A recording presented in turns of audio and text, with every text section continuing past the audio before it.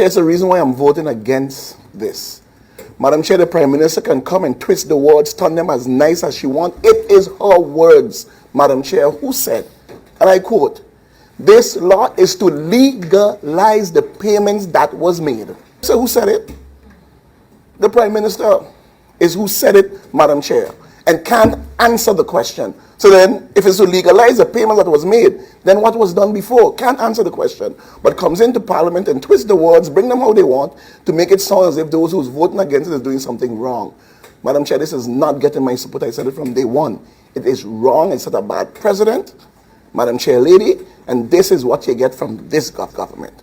Madam Chair, thank you very much. Madam Chair Lady, the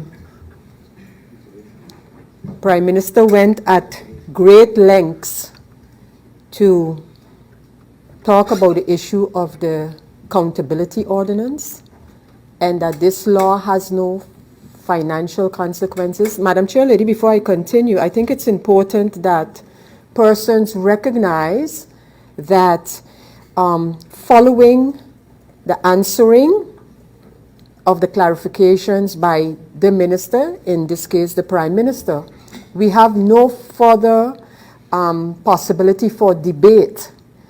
So actually what is said out there now by the Prime Minister, that's in essence the end of the deliberations on this particular topic.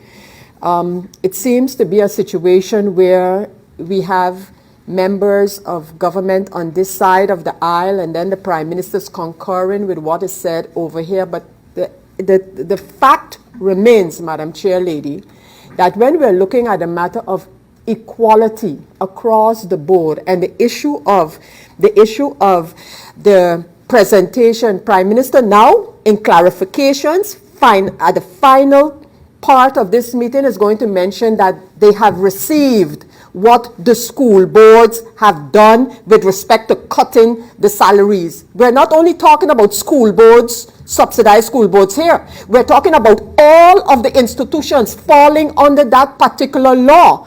So how would I now be able to determine that the government is practicing equality where the de-escalation and reversing the cuts are concerned at this final stage here, when that information needed to be published? So again, I want to reiterate, because that's the way it's going to be spun, whatever word you use there, Madam Chair Lady, and that is that, we holding on to the vacation days until Parliament approves this law and the law that is pending. But the law that is pending on the top incomes have nothing to do with the 12.5% cut of the subsidized school boards and the like. So don't let's use that argument. I cannot, in my good conscience, vote for this law. As much as I would like this to get behind us, I can't, Madam Chair Lady. Thank you.